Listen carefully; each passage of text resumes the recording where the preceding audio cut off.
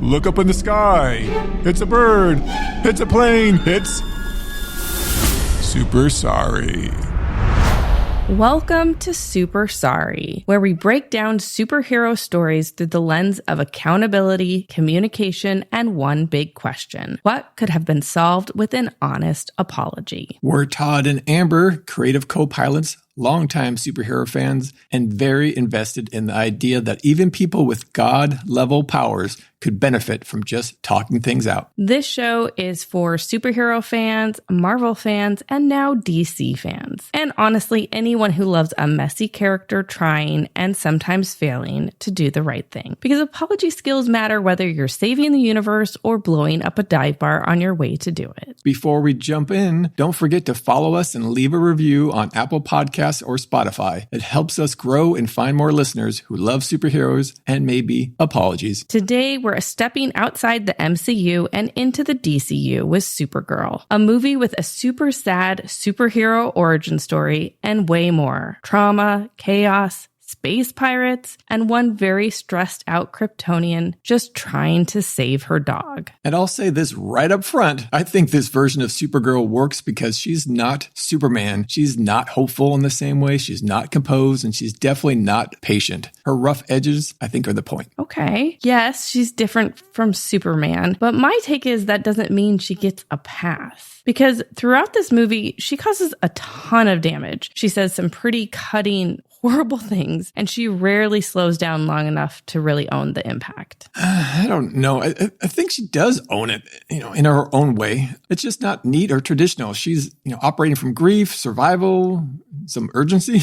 And when your dog is dying and the universe keeps throwing violence at you, politeness might not be your top priority. Well, yeah, of course it's not. But at what point does "I've been through a lot" stop being an explanation and start needing to be paired with an actual apology? I guess on the flip side of that, are we expecting the wrong kind of accountability from her? Because this movie seems to be asking whether being good and being kind are actually the same thing. And I don't think they are. So I guess that means today we're asking, does Supergirl need to apologize more, or is her version of "I'm doing my best" good enough? First, we'll jump into our apology audit. Who actually says "I'm sorry," who sort of means it, and who doesn't? We'll explore apologies that could have been, because there are a lot of moments in this movie where a quick acknowledgement could have changed everything. And then there's Damage Diary, where we dive into the trail of destruction across the universe. That's all to say. Some spoilers ahead. So let's get into it. Supergirl, her grief, her chaos, and whether doing the right thing cancels out all the ways you got there. And if we miss something or get it wrong, we are super sorry.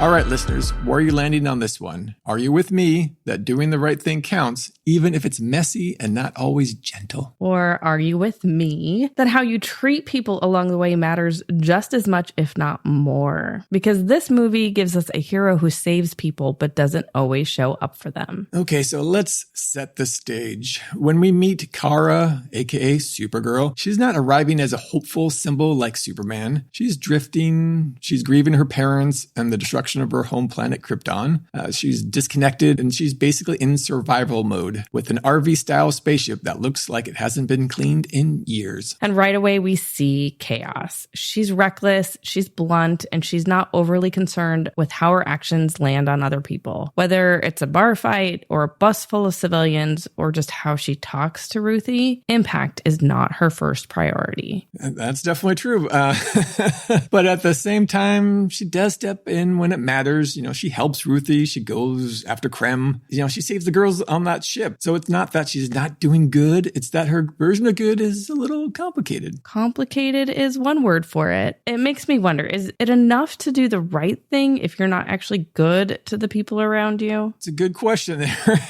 I think what makes this movie interesting is that accountability isn't really one of Kara's default settings. Not that anyone in this movie really leans into accountability, but when those moments do happen, they're quick, they're situational, situational, and sometimes they feel more like an acknowledgement than a real true apology. Yeah, exactly. We get a couple real moments, a couple sorry, not sorries, and a lot of missed opportunities, especially in moments where a little empathy could have changed everything. Which I think means it's time for our apology audit, where we break down who actually says, I'm sorry, who almost gets there. And honestly, this movie isn't packed with apologies, though we eventually get a few. So let's dive in. Our best apology in Supergirl, our fire apology, the super sorry apology is... Well, to set the scene on this apology, it's kind of set up halfway through the story where Ruthye says to Kara, Supergirl, that she doesn't want to be like her anymore.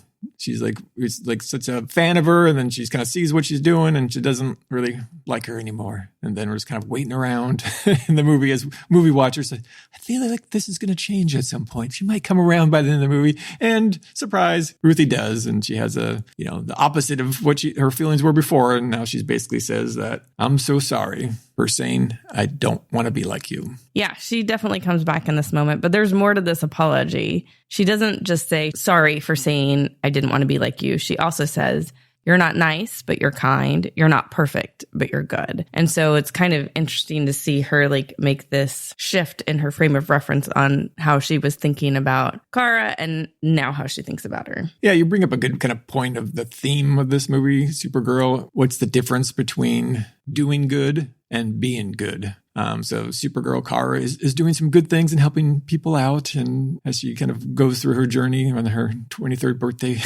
extravaganza. But is she, being good while she's doing good? Yeah. I mean, I think it really frames Supergirl as maybe more morally complex than Superman. Yeah. But that she is still fundamentally good, even if she doesn't do all the good things or is driven by doing good like Superman is. And what is interesting to me about the difference between Superman and Supergirl and how they're acting, where she's a little more gray and he's a little more black and white, is thinking back to this movie and the Superman movie that preceded this, where the instructions they got from their parents were the opposite of how they're actually acting, where Superman was sent to Earth from his parents and kind of given the instructions that he didn't realize at first, but was to become a god and rule these Earthlings. And Kara was kind of given, what Superman thought was his instructions, which was to take care of people, protect people, be good, as her mother says. So, and she ends up being the more gray character, where she had more black and white instructions, where Superman's doing the opposite. So it's kind of a juxtaposition between those two is interesting when you think about their relationship with their parents and the instructions they got from them, how to live their lives as adults. Yeah, I mean, it is pretty interesting between the two of them. Also, with this apology, I kind of like that it closes Ruthie's arc from being super revenge driven to being maybe a little more understanding or having a little nuance in her ways of being in the world. Yeah, and Kara teaches Ruthie not to be revenge driven, but she doesn't take that advice for herself at the end, where she kills Krem, the villain in the movie, even though she tells Ruthie not to because it'll be with you forever. She knows what to do, but she's not taking her own advice. Though I will say I was okay with that. Yes, I think that was the purpose, yeah. So that's a good way to segue into our sorry, not sorry apology. So this is our misfire, the apology that happened but just didn't work. And this is Supergirl to Ruthie. And this is after they've been in the restaurant and there's a big fight in the restaurant. But what kicks that off is an arm wrestling competition, I guess, between her and this alien dude, and she just totally breaks his arm. And Ruthie, a few minutes later was like, I can't believe you broke that guy's arm. And Supergirl's response was, I'm sorry, I don't have much patience. My dog is dying. So while she says the word she's sorry, it acknowledges harm, but she doesn't say she's going to change her behavior or do anything. Obviously this is just kind of how she is with her personality. She's blunt. This is how she talks. And it also makes it clear that her emotional priority is her dog Krypto over everything else, which I will say I understand. I might feel the same way about my pup in this sort of situation. But in terms of an apology, not very effective. Yeah, the arm wrestling scene kind of makes me think, a lot of people reference the Star Wars and the cantina scene with her doing her dive bar journey. But what that scene with the arm wrestling makes me think of is the famous thing with Han Solo shooting first. She actually breaks his arm before they even say 3. So there's 1, 2, and boom, breaks his arm. So she shot first. So maybe we'll wait 30 years and the director will remake it and she will have waited for 3 seconds before she breaks his arm. I mean, I will say Supergirl cracks me up. There is a moment in here, which is technically an apology too, but was very reminiscent of Guardians of the Galaxy and Star-Lord. She is on the bus and when she's fighting with the pirates and the space raiders, and she kind of takes a beat and she says, I think I have something for you. And then she pulls something out of her pocket, which is her flipping them off. And she says, oh, sorry, wrong pocket. I thought that was a pretty funny moment. Yeah, it's definitely a connection to the Marvel movie, Guardians of the Galaxy, where Star-Lord is arrested and they're in the police lineup and they're looking through him through the one-way glass or whatever. And he does this little number with his cranking his middle finger up to the police characters in the movie. Yeah. I think that was one of our sorry, not sorries from our Guardians of the Galaxy episode. And if you haven't listened to our Guardians of the Galaxy, that might be a good reminder to check that out. Well, up next, apologies that could have been, where we imagine the apologies that never happened and how an apology could have changed everything. All right, we've talked about the apologies that did happen in Supergirl, and now it's time for the ones that didn't. Welcome to Apologies That Could Have Been, aka the Super Sorryverse. This is where we step in and imagine what could have been said, and give these characters something they're clearly missing, a little accountability. Yeah, it's not about fixing the story. It's about finishing the conversation. What it would sound like if someone actually paused, owned the impact, and said the thing. Especially in a movie that keeps asking, is doing the right thing enough if you're not actually showing up for people along the way? Exactly. These are the moments where a little empathy could have shifted everything. Relationships, choices, even outcomes. So let's step into the Super Sorryverse and try a different approach. My first apology that could have been is a moment that just sort of stood out to me. It's not a huge apology that's needed, but Ruthye is like giving her revenge speech. I think it's in the restaurant, and Supergirl's heard it a few times by this point, and she totally mocks her, mouthing it along to her saying it. That was just kind of crappy. Like, she's kind of like undercutting Ruthie's grief, which is still very raw and real. Like, her parents were just killed. Her brother was just killed. So for her to be already mocking her, I just thought was inappropriate. So I thought it would be nice for Supergirl to either not do it or just apologize or something. It just bothered me. To me, the thing that's a little bit weird about it is during this movie, Kara has a few flashbacks of dealing with trauma of her parents dying. So does she want people to mock her about her struggles and her journey? It seems like a weird thing for that character to be mocking. Maybe Lobo or somebody else makes more sense to me to be kind of mocking it. But for Kara, who's gone through a similar thing, a traumatic, losing her parents at a younger age, to mock it seems out of character in some way. It does. And I feel like, too, it's not like Ruthye is using it as a sob story or anything. She's literally like saying, I'm on this mission. I'm looking for help. That's why she's telling the story. Anyways, that just kind of struck me. The repetition of it makes me think of, Princess Bride. You killed my father, prepare to die. So it's kind of... No one mocked that. no one's mocking that People one. quote that all the time. Yeah. They love it. So the trope has been overly done. So they're mocking the trope more than the character. I'm not sure. Right. I'm trying to think of what the reasoning is, but maybe there isn't any strong. I would buy that if they're mocking the trope, but it's not what I took away from it. So as I'm checking my notes of all the apologies that might have been, definitely I'm a little Krypto heavy here. So I apologize for that up front. I'm definitely locked in on that. For me, it's just the overall story is kind of centered on Kara, Supergirl, and her love for Krypto, and the whole journey's kicked off because she wants to save Krypto because he's going to be dying in 72 hours if he doesn't get the antidote. That kicks off the story. My issue with that as the kickoff of the story is she's putting Krypto in harm's way.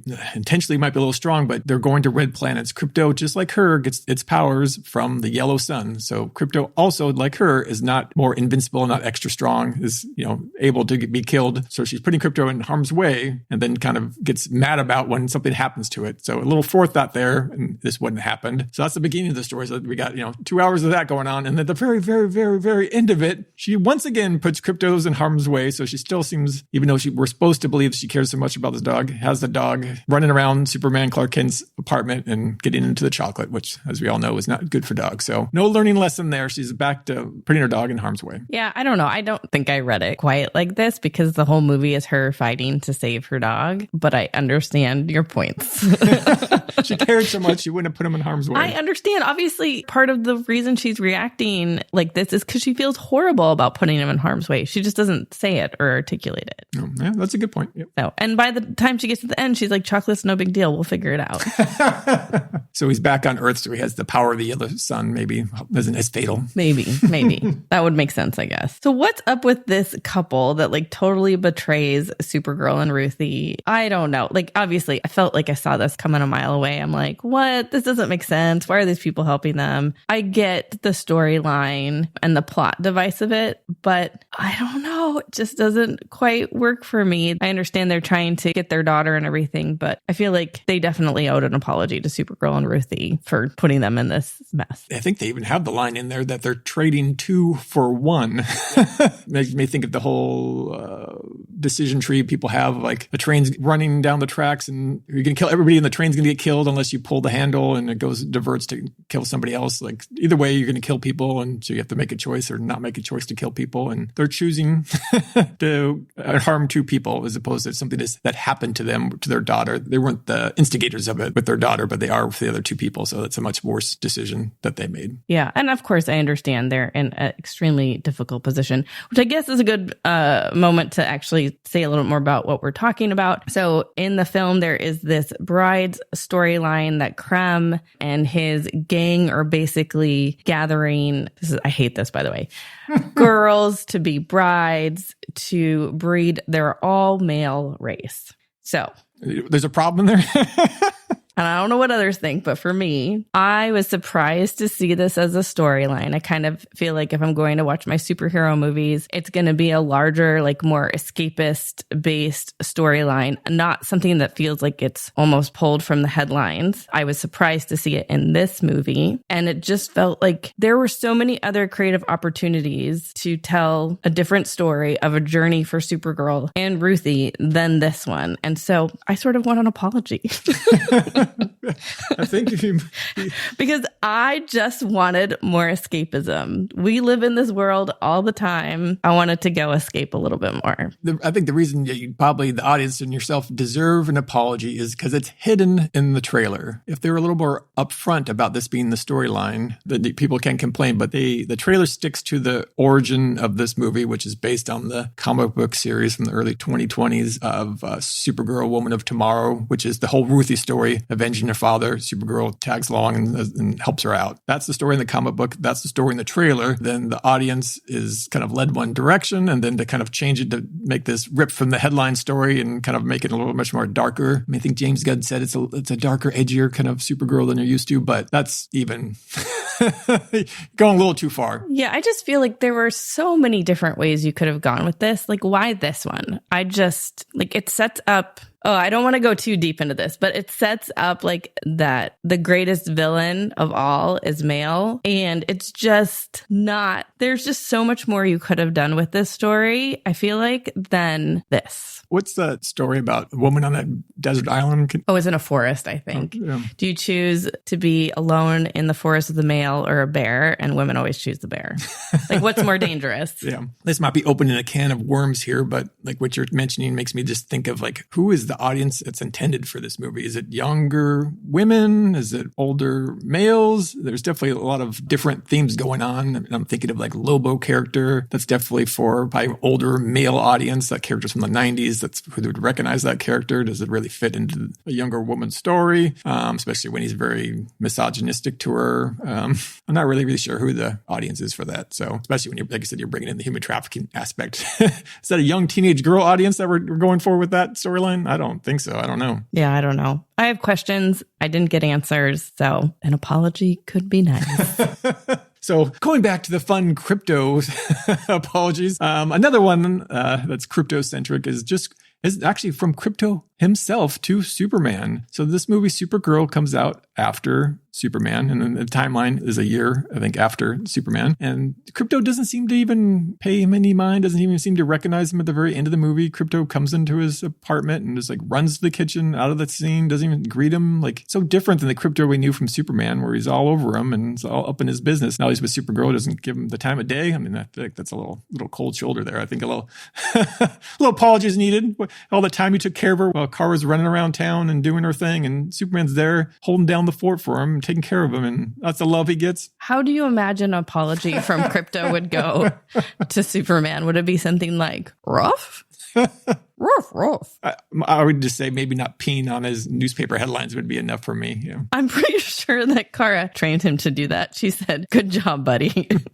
True. All right, that's our time in the Super Sorryverse, where we fill in the apologies these characters never slowed down to give. And in Supergirl, trying to do the good thing doesn't stop the damage, especially when no one slows down to take responsibility or a beat along the way. Up next, Damage Diary, where we tally the damage and see who pays the price for it.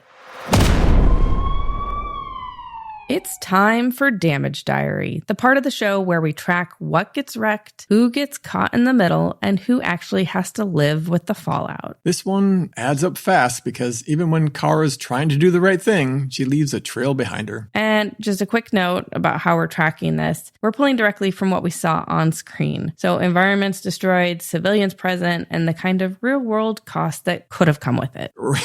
Right. So we're not getting some space insurance quotes here, but we are asking if this happened in real life, who's actually going to be paying for this? So let's start at the beginning with chaos at home. We've got Krypto causing damage. He's knocking things over. He's making a mess. Zero control. And Kara is encouraging it with a good job, buddy energy.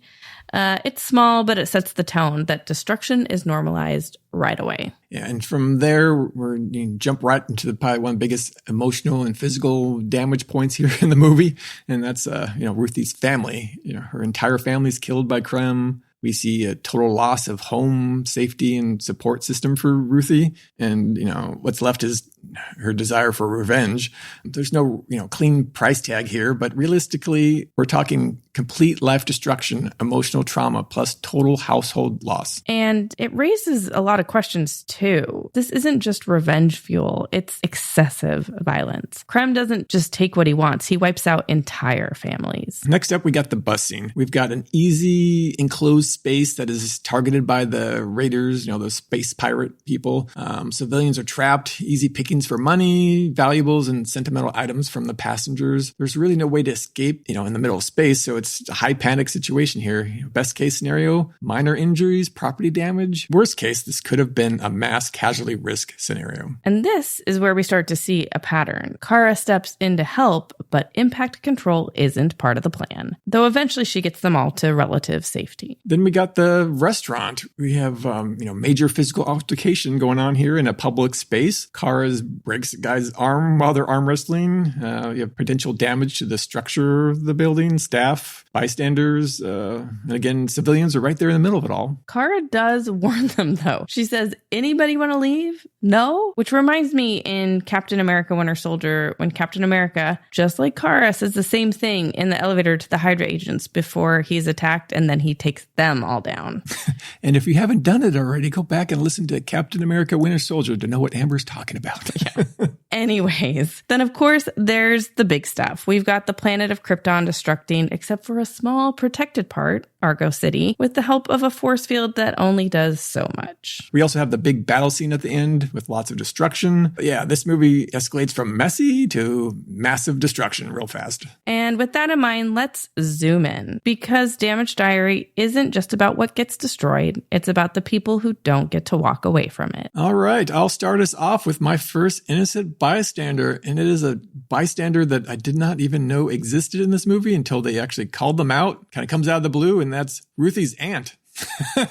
Where have you been for 2 hours? This like all of a sudden she has an aunt, and like, thank you for introducing this character at some point, because it's leave me with the question in this movie without them is like, what's going to happen to Ruthie? So there is somewhere for her to go, but where is this aunt? She also seems unconcerned with Ruthie running around, and Ruthie even says, or no, Kara says to Ruthie, like, you think your aunt will be okay with being gone for a couple more days? She's like, yeah, she'll be fine with it. This is like kind of an absentee aunt in the movie, and I guess in real life too. So I don't know what's going on there. I don't know. I was very confused. I was confused by why Ruthie didn't ask for her aunt's help after her family was killed, and instead was just like walking into bars and trying to get by herself and trying to get people who were at the bar to help her. So there's a big question mark for me. I don't understand why it was just mentioned so offhand at the end.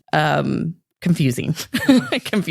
Maybe it's, somewhere in the script that she has a scene with the aunt and it's just cut off because she sneaks, I'll make it up here. She sneaks out at night. She's with her aunt, and then she runs away, from home and kind of does it. Like, I feel like that scene's missing to know that the aunt exists, and then the aunt is not just being clueless of what this girl's up to. Yeah. Lots of questions. Who knows? Well, I have to say, the innocent bystanders I keep thinking of and still keep thinking of after we watch this movie are all the people who lived on the planet Krypton who were not saved. Not in Argo City. Yeah. So we see, of course, the flashback scenes that is talking about how Krypton basically is lost. And the planet, I guess, is destructing. But Kara's father is able to create a force field around Argo City, which allows it to survive for a time. Yeah. My takeaways on seeing this moment and these scenes play out is Argo City seems to be a very affluent city. We see like people running, and we see a lot of affluent people saved. And for the rest, it's like a mass casualty event. So to me, I have some questions here.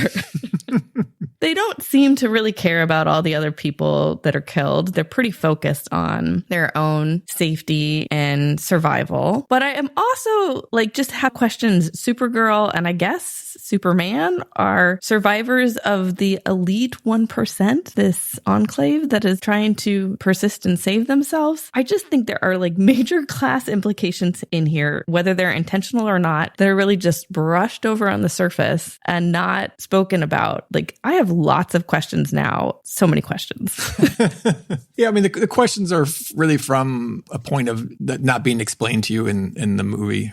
So I don't know if it's Argo City itself is such just an elite part of it. I always kind of think of it as New York City. New York City is its own kind of world, so it's lifted off into space. That would be New York City or Metropolis in a DC universe. But they have the technology to save just a little part of the planet, but not the whole planet. So there's some confusion there. Obviously, space travel and spaceships exist. So how are nobody's leaving by spacecraft? I don't understand that, especially for the 8 years that Argo City's floating around. Nobody comes to pick them up and take them off somewhere, even when they know the ground there is slowly poisoning them. They decide, I'm ride or die in Argo City here to the end, except for one person we're going to save. The rest of us, we're just going to sit here and die on Argo City and not try to save ourselves. Yeah. I guess when it comes down to it, when we are looking at it through the perspective of Damage Diary, to me, it's all those Kryptonians that perished that weren't saved, along with Supergirl's family, Superman's family, and all the people in Argo City. So that stood out to me. And for my next kind of innocent bystander, I mean, innocent might be a strong word for it. All the people that she's coming across, all the innocent bystanders, and she goes to Planet Bilquist, and there's destruction happening to obviously the restaurant, but all the surrounding buildings and people are getting involved. There's a lot of innocent bystanders going on. Pretty much just, I think, just a general lack of acknowledgement from Supergirl to the destruction she's causing to innocent bystanders seems to be a little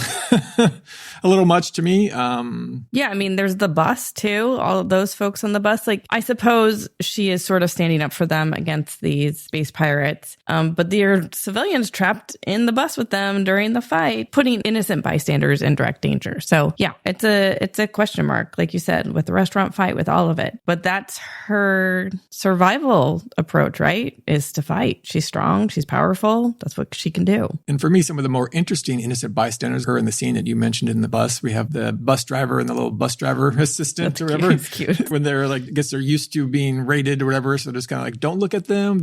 Wait it out here.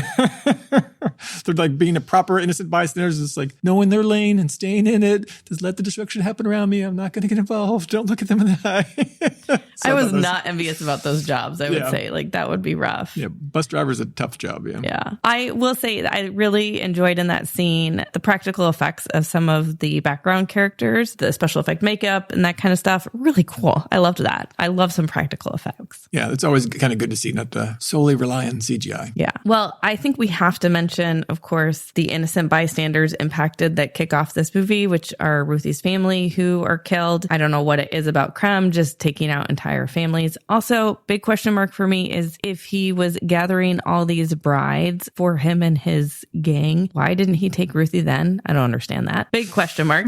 I have a lot of question marks in this movie, I feel like. Yeah. But I also want to mention then, of course, the couple that are trying to trade their daughter for Ruthie and Supergirl later. He also kills them. So horrible. Krem, obviously a horrible character. And to me, just like the unnecessary brutality of it all. Why? Like, this villain seems so unnuanced. I'm kind of surprised because I feel like these days our villains seem to be slightly more nuanced, which is its own whole can of worms. But I found myself wanting a little bit more than just like brutal massacre. So yeah, so I mean, just being the bad guy and killing people and families and doing all that is not bad enough. Also has to be a sex trafficker with the brides and whatnot too. It's like it has to be extra bad, and that storyline's not in the comic book series. It's added into it for the movie, and just seems he's already a bad enough guy. And maybe if you didn't have that, it would make more sense. You talked about why they didn't take Ruthie at that point. Why is he so focused on some special swords and weapons? He seems to have differing agendas besides like having a poison dart ready to shoot dogs randomly. I don't know what that's about either. What the purposes of him doing that to give the Supergirl 72 hours to save the dog, Krypto. There's a lot of interesting things with that character. Just kind of makes him a little muddled. Yeah. You know what I will say? Because typically we do these episodes about Marvel movies, or at least that's what we've done so far. I have been missing a Stan Lee sighting. Oh, yeah. You know, there is something about those moments where Stan Lee would show up that kind of like created a bit of humor in the stories that we just didn't get to see anything quite like that in the DCU. And I almost... Just a little bit of levity, I guess you're looking for. A little bit of breaking of the fourth wall or something, some sort of wink and a nod. I'd love it if we could see something, some sort of moment of an ancillary character that is somehow tied from the DCU and future films. And I guess similarly, I guess there's no stingers in this movie either. There's no mid-credit roll or post-credit roll kind of scene either. So there's a couple differing things. Yeah. Well, wish list for the future.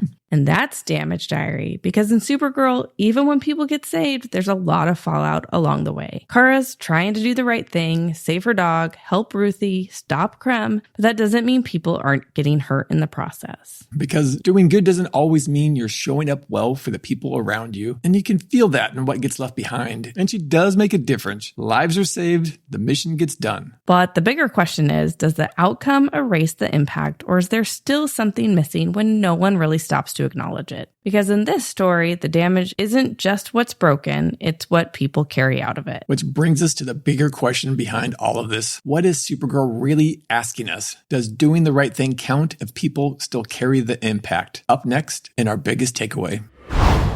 Supergirl isn't really about being perfect or even being nice. It's about what it looks like to keep moving forward when you're carrying a lot and not always handling it well. Kara doesn't get everything right. She's reactive. She's rough around the edges. But she does show up. She helps. She follows through eventually. And sometimes that counts for a lot. But at the same time, effort doesn't always land the way you think it does. If you don't slow down and recognize how you're affecting people, the gap doesn't just fix itself. And doing the right thing is important, but how you do it and how it feels for the people around you, that matters too. So maybe it's not about choosing one or the other. It's not just action and it's not just words. It's both. Showing up and being aware of what that actually looks like from the other side, which brings us to our biggest takeaway. Trying to do good is a start, but it doesn't replace paying attention to the impact you leave behind. And when things get messy, and they will, it's worth asking, did I just push through, or did I actually show up for the people in it with me? And that's it for Supergirl, a story about grief, chaos, and figuring it out as you go. So we'll leave you with this. Have you ever been so focused on doing the right thing that you missed how it felt for someone else? What would it look like to pause, just long enough to notice and say the thing that didn't get said the first time. If you enjoyed our Supergirl deep dive, share it with someone who loves DC and let us know on Instagram if you want more episodes like this. And stick around for one last thing after the credits. You can catch up on all our past MCU episodes because next time we're jumping back into the MCU. Until then, I'm Amber. I'm Todd. And we are Super Sorry.